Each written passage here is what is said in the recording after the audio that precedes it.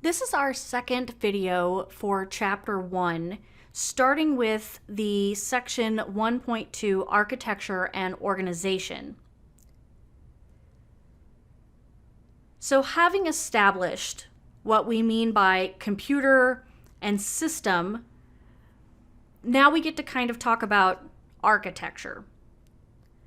Because computer architecture implies structure and tells us something about the way in which the elements of a computer fit together. But the problem of defining computer architecture arises when we try to fit that computer together, right? It's difficult to say exactly what we mean by structure because different people view the computer from entirely different perspectives. So the book uses the example of a secretary who might view a computer as just a clever word processing machine, whereas a physicist might view it in terms of the behavior of electrons in crystals. Now, we're not really interested in these two extreme viewpoints because computer architecture is generally thought of as the programmer's view of a computer.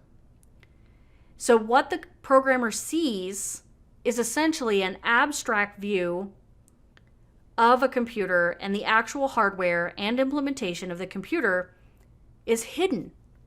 Because we can write programs not without caring, but not without necessarily caring about that computer structure. So what I mean by that is, we can sit down and write a Java application for a computer that we know runs Windows or runs Mac, and we don't have to care about which specific processor they're using, which specific RAM and how fast, or the clock speed, or what motherboard they have and what buses they're running, right? We know that they have these things because it's a computer and they're going to install our application. So we can at least kind of make this assumption that they have these things, right? But we don't have to necessarily care what it is. And a programmer can instruct a computer to add A and B together without really knowing anything about how this operation takes place. But it's important that you do. This abstract view of computer architecture is generally the ISA, right? That instruction set architecture that we're talking about. But as programmers, we need to understand how this data moves and how our different factors affect the design of a computer so that we can write programs better. So our author notes in the text, and I will keep to the same standards, that when we use the term architecture, we are referring to the computer's abstract ISA, that instruction set, and the term organization will refer to the computer's implementation in terms of actual hardware. Organization may also be used to describe the entire computer: CPU, memory, buses, input, output, everything. But microarchitecture, right, been popularized by Intel in, if we remember the original Pentium and later processors, really describes the realization of the CPU that you use today. So we're going to talk a little history, but first let's talk about this figure that we're looking at, these two figures actually that we're looking at. Some factors that affect the design of a computer. So when we actually start thinking about design and performance of a computer, there are a lot of different factors that kind of follow in terms of importance of the processes used to then manufacture the computer components. So we can see in this first figure that the architecture, the system, the organization, the tools, the applications, the technology, all of those things plays a major role in the design of the system. In the second, we talk a little bit more about those, the technology. So applications, the buses, the magnetic materials, the peripherals, optical technology, semiconductor technology. All of these things factor together to make up the technology platform of basically what's possible. What do we have in order to build a computer? So since the 1970s, when we first started designing computers, and I know computers are older than that, but when we actually really foundationally formed the idea of computer design, we have had semiconductor technology that has progressed according to Moore's Law. Moore's Law says that the number of devices per chip doubles every 18 months. Now, Moore's Law has allowed chip manufacturers to design future processors even though the required manufacturing technology had not been designed. It didn't exist. So you'll find Moore's Law widely referred to in all different types of articles on computing, although not everyone uses it with its original meaning, right? The number of components per chip doubles every 18 months. It's also sometimes used to imply that the performance of processors doubles every 18 months or so. And so this law, essentially a principle of design, which we have found follows quite closely every 18 months, again, allows us to look to the future to see what might be possible and then figure out the technology and the manufacturing processes necessary to get us there. So while some computer science students will graduate and find work in the computer industry, working with applications and databases and networks and web design and whatever, very few of you will actually ever design computer systems. So you might be asking, like, why do I care? Like, why is it important for me to understand any of this? And really, it comes down to you can't separate the computer from computer science really any more than you could separate the airline pilot from aeronautics or engine operation, right?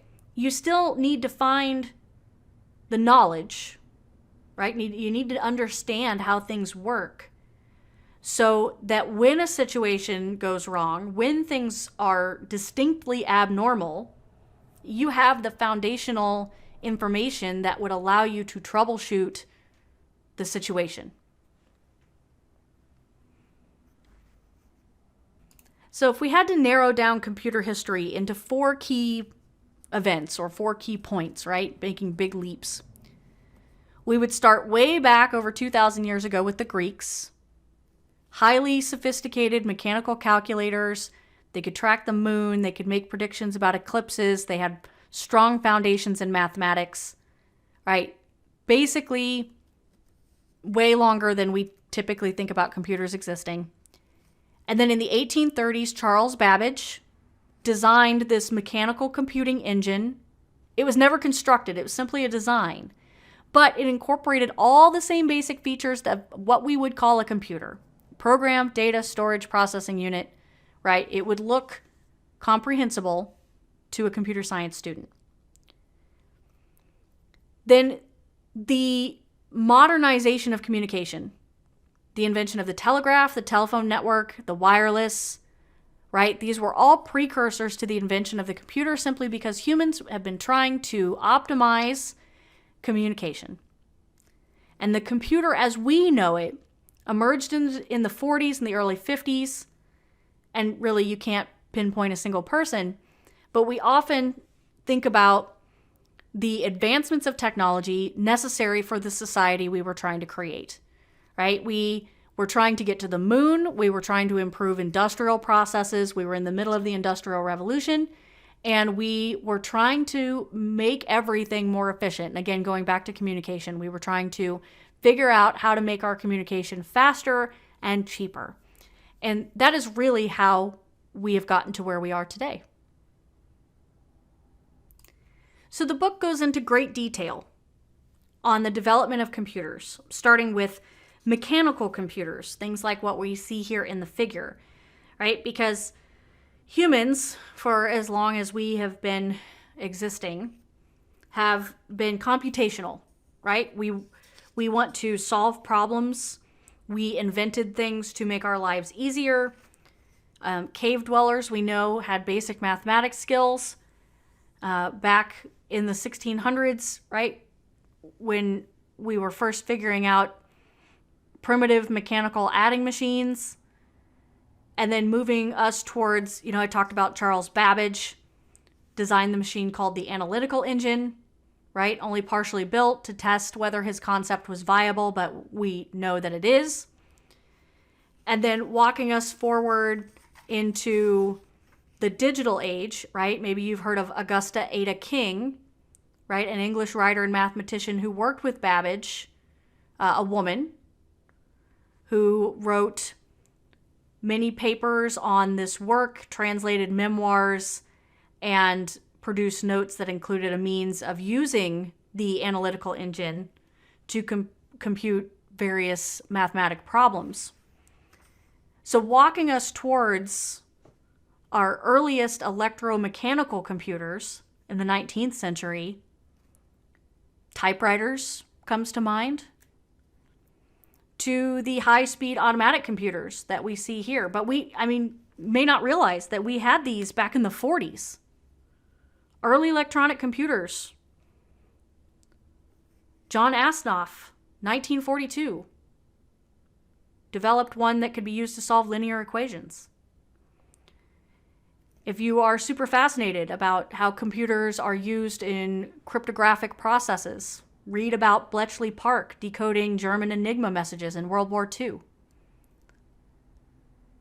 So, the mini computer and the PC revolution, we had mainframe computers that were so large and expensive it was institutional. You had to dedicate a whole room to it. But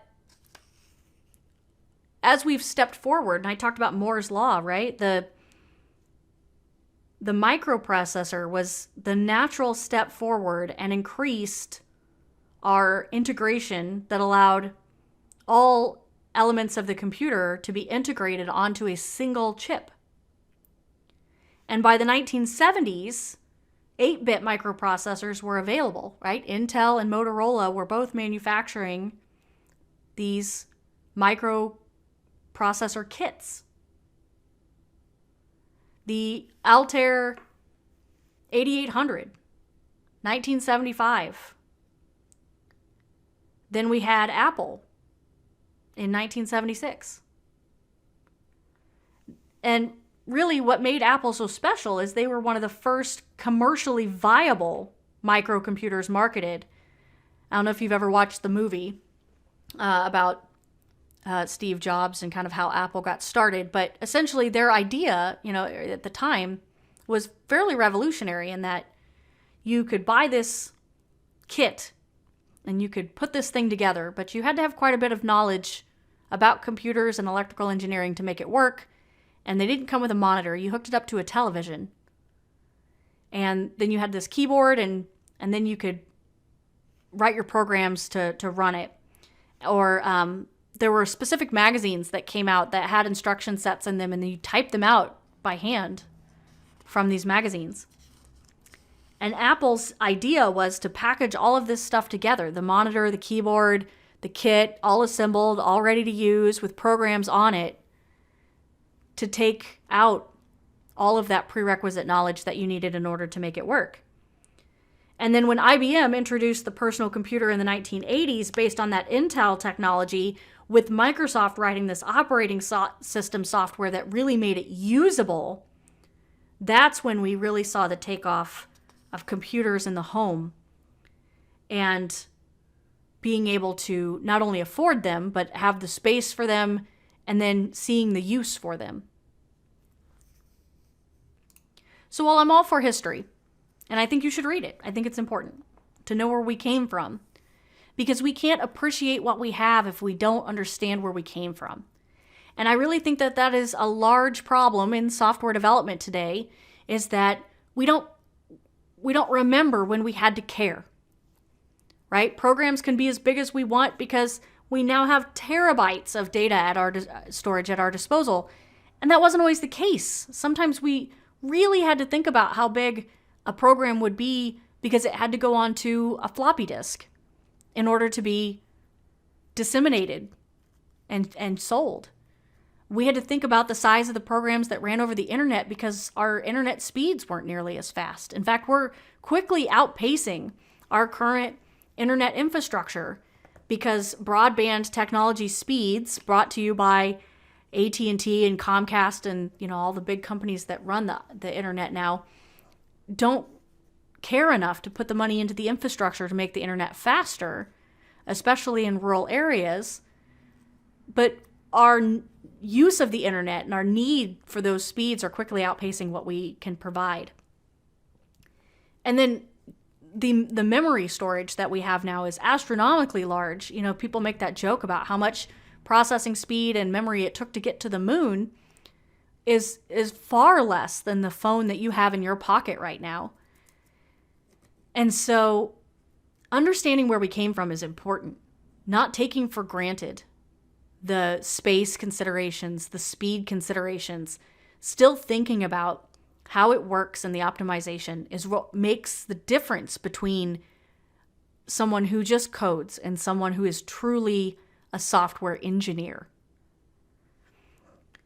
So we're going to look at how do we introduce the computer by solving a problem, walking step by step through this section in the book to talk about how do we get here, right? Introducing the computer itself. What do we need to solve a simple problem? So although this problem is trivial, it illustrates the operations carried out by a real program and demonstrates the notion of instruction sequencing. The computer ultimately that this problem will design to solve the problem will be a primitive version of a real stored program computer. But by looking at this problem, we can really walk ourselves into the why. So the problem essentially is that we want to find the longest sequence of repeated digits in a stream of digits.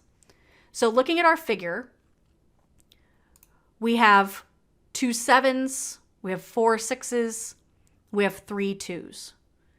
So not only looking for repetition, because we can identify where we found repetition, but then making the logical determination of which one is then the longest. How do you automate this? What would you need to do? So logically, walking through this, we would start at the left-hand end of the string, and we would examine them one by one. So looking at the 2, and then looking at the 3. Are 2 and 3 the same? Once we've made a determination that we found a run of digits with the same value, we could then make a determination of how many of them. So I found 1, I found 2, oh, this is a 3, so this is only a run of 2. But I found 1, and another, and another, and another, so this is a run of 4. So we can use a state diagram listed here in figure 1.8 to help us solve this problem. So any instant in a state diagram, right, we could be in any one of possible states, right? So you think about states, like it's kind of like a person could be awake or a person could be asleep, right? You have the awake state and you have the sleep state. In a state diagram, we look at 2 different states. We could be not in a run, because the new digit is different from previous, or we could be in a run, because the new digit is the same as a previous. And we move around this as a circle, right? Starting with not at a run, evaluating. If the new digit is the same as the previous, then we're in a run. If the new digit is different to the previous, we come back. And this is essentially a state diagram of our run length counter. So as long as each new digit is the same as the last one, each transition is back to this in a run state. And when the next digit is not the same as the last one, we make the transition to not in a run state. Right? And the state change takes place each time we examine a new digit. And it can take you from the current state to a new state or keep you in the same state. So as in the example, if we found a new digit same as previous, we would stay here almost in like a loop until we found a new digit different to previous. And then we would come here. And if our new digit is different to the previous, we would have a loop here. Hopefully programmatically, you're already starting to kind of feel what this would look like as a program. So looking back at our numbers, we would identify the states we're in after picking up each digit, starting at the left, right? So not in a run, not in a run, not in a run, not in a run. This was the same, so we are in a run. This was different, so we're not. This was different, so we're not. This one is, this one is, this one is, right? So how would the computer be able to interpret this? Well, essentially, we would turn that string of numbers into a table of values. The top line gives the position or location of each digit from 1 to 17. The second line gives us the value of each element, that initial run of numbers that we had. And the third line gives us our run value, right? This is the same as the previous digit. And you'll see there that we have a value that begins with a question mark because there's no current run value at the start of the string. So now, looking at our table, we can start at the left-hand end of the sequence and look at the digits one by one. And each time we read a new digit, we can ask the question, have I just found a new run? And if we're at the start of a new run, the length of the current run is set to 1. And if the digit is part of a run, the length of the current run is increased by 1, right? We can see this as a counter along the bottom. We can now go through the digits in the string and record the current run length to our table along the bottom. So whenever we start a new run, we can ask whether the last run was longer than the longest run so far encountered. And if we look at the next table, when we reach the 17th number at the right-hand end of the string, we can see that the maximum run encountered was 4. Now, a couple of things. This problem assumes that we know the length of the string and we know when to stop. If we didn't know these things, we would need to know the last number in the string, which would have to be unique. So once we have this idea, we can start to construct an algorithm, right? An algorithm tells us how to solve the problem in a clear and unambiguous fashion. So as we step through the sequence of digits, we need to keep track of some items of information. And being programmers, we know that we call these variables, right? We give them names so that we can easily identify the information that is inside. So you can see the variable values here. I being the current position in the string, new digit, the value of the current digit just read, current run value, the value of the elements of the current run length, which is the length of the current run, and max run, which is the length of the longest run we found so far. So if we took this process that we've talked about just now with these variable names and turned it into an algorithm, we could essentially pseudocode it, which hopefully we're all familiar with pseudocode.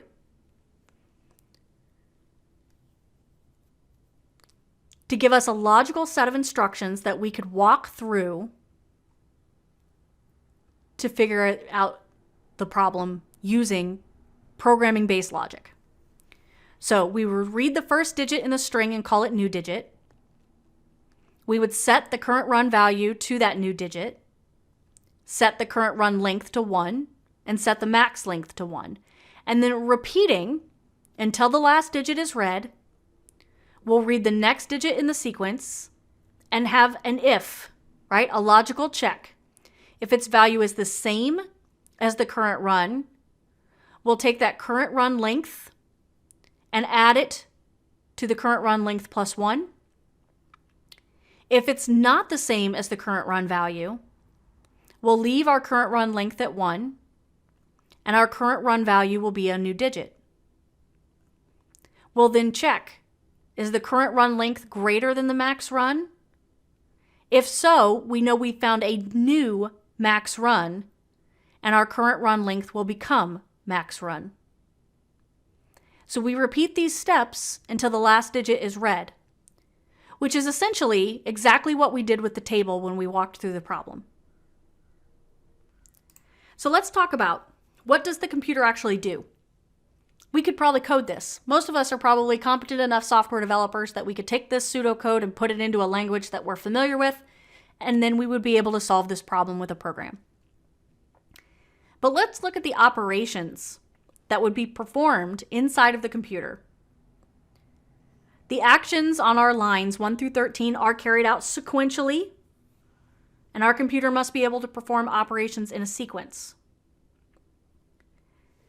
So, starting with the first 2 lines of the algorithm, lines 1 and 2. In line 1, we read a digit from the string, which has to be stored somewhere in the computer's memory. This symbolic name, new digit, refers to a location of that number within memory, right? We give variables names so that we don't have to remember horrible hexadecimal values, which is how the computer reads memory addresses. The computer is now going to be able to retrieve and access this location whenever it needs to use that value. On line 2, we do a very similar type operation as an assignment because it transfers a value to a variable. And lines 3 and 4 also assign, but values of 1 to both of these locations in memory. Line 5 consists of the word repeat that tells us that we're at the start of a group of operations that will have to be executed 1 or more times. And as software developers, we're probably already familiar with loops and know that we have to have some kind of logical check that lets us know when we're done looping, which in this case is when the last digit is read. Line 6 allows us to read in or access the next digit in the sequence, very much like what we did in line 1. 7, 8, and 10 demonstrate conditional behavior.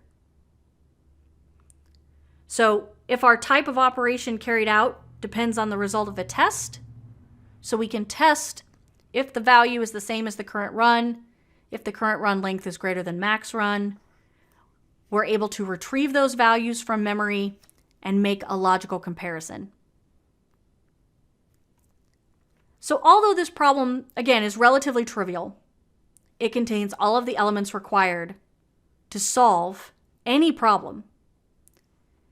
And we have the assignments that transfer information from one point to another. We have arithmetic operations such as addition or subtraction. We have the ability to select 1 or 2 courses of action depending on the results of a calculation. It's all here. So let's go over a couple of terms. These are terms that pop up frequently when we're talking about both low-level and high-level programming languages. So here are some definitions. A constant is a value that does not change during the execution of a program. So you might set C equal to 2 pi r, and both 2 and pi are constants. A variable is a value that can change during the execution of a program, right? From our previous example, we give them names. We give constants names, we give variables names. We name them something meaningful so that we can remember the data that goes inside of them. Symbolic names often refer to a variable or constant by a name, right? That's the named variable. It makes it easy for us to remember. So if we give the irrational number here the symbolic name of pi, then when a program is compiled, that symbolic name is actually replaced by actual names. The actual names are addresses. This is information a computer uses to know the location. It's a unique address. It's a hexadecimal value, and it's not easy for humans to remember. So that is why we give variables or addresses symbolic names. The value and the location, the value is the actual number or piece of information that we want to store in that address. The location is that address, where that contents resides. A pointer is a variable whose value is an address. So we can have named locations in memory that don't contain a value, they contain another memory address. Kind of think of it like mail forwarding. If you modify a pointer, it points to a different value. So we could flowchart or diagram the problem that we've been talking about, because our pseudocode represents a series of actions, such as our assignments, and our conditional constructs. And our conditional constructs allow us to select different courses of action depending on the outcome of our tests. So those if statements.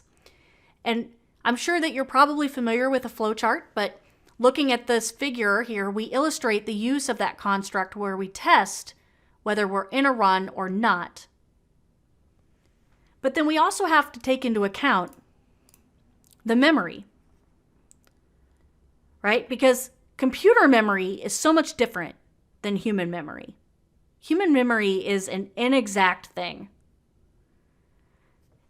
You may be familiar with a smell triggering a memory, or an event causing you to recall or retrieve data that would be a memory. We know that human memory is inexact because we can change each other's memories, we can misremember things, we can forget what we knew. But a computer memory doesn't work like that. A computer's memory is best thought of as a table or a list of stored items.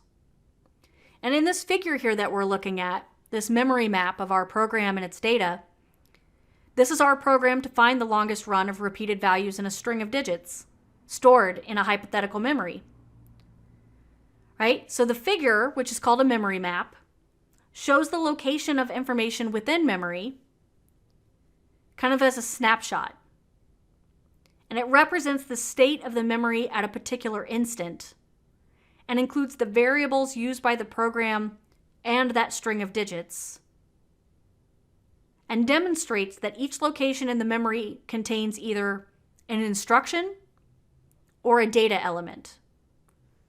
So looking at 0 through 37 in our first column, we could say these are our addresses and express the position of data elements and instructions within the memory, starting at 0, to walk through our program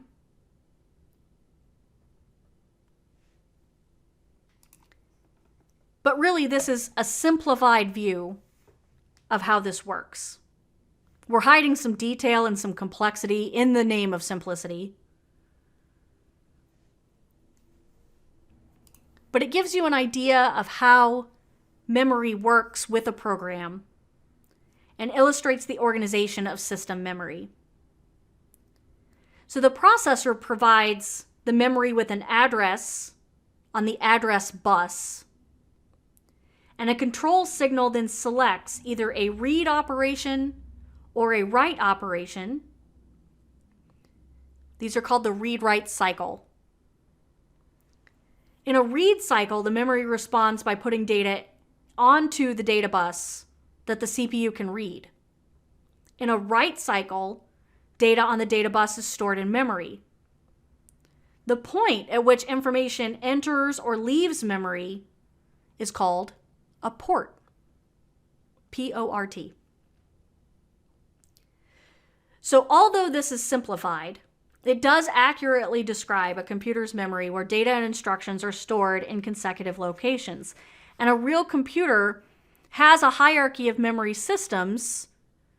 And we talked a little bit about the different types of memory like fast cache and things like that, main memory, that all live in this hierarchy. And so because describing computer operations in words is often cumbersome, we introduce a notation called Register Transfer Language, or RTL, that makes it easy to define operations that take place within a computer.